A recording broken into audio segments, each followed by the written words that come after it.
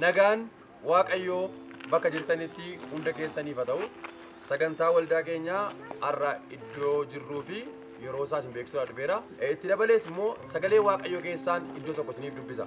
Phexros garuu ani meetii warqeen qabu waan qabu garuu siifan kennaa maqaa Yesuus Kiristoos nama Naazreetiin ka'ii adeemi jedheeni.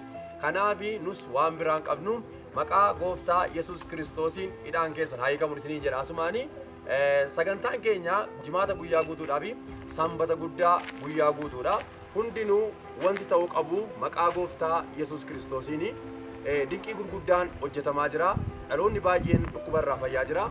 Kallattii garagaraarraan bakka argamsa keenya nu gaafachaa kan turtanii bakki nuyi itti argamnu godina Shawaa Lixaa aanaa Dandii magaalaa Gincii naannaa Kellaati. Akkuma beekamu magaalaan Gincii qabeenya uumamaa bosona Cillumootiin marfamtee kan argamtu, haroo Dandiitiin marfamtee kan argamtudha. Magaalaan Gincii magaalaa jaalalaaf magaalaa nagaa guddaa qabdudha. Kanaaf iyyuu sagantaan keenya jimaata guyyaa guutuu, sanbata guyyaa guutuu yeroo dhukkubsataadhaaf kadhannu, yeroo namoonni hidhaarraa hiikamanidha. Waaqayyo yeroo dheeraadhaaf ofii isaatii hojii isaa gurguddaa hojjechaa jira.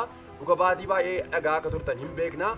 Kanaaf iyyuu kallattii garagaraarraa nu gaafachaa kan turtanii magaalaan Gincii Amboodhaa fi Finfinnee gidduutti kan argamtudha.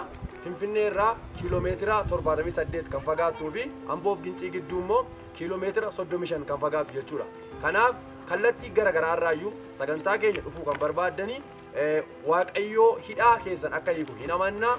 Rakkina tokko malee dhuftanii sagantaa keenya guyyaa qabnutti itti hiikamuu dandeessu hin jenna. Waaqayyoo bara keessaniif jireenya keessan eebbisu eebbifama.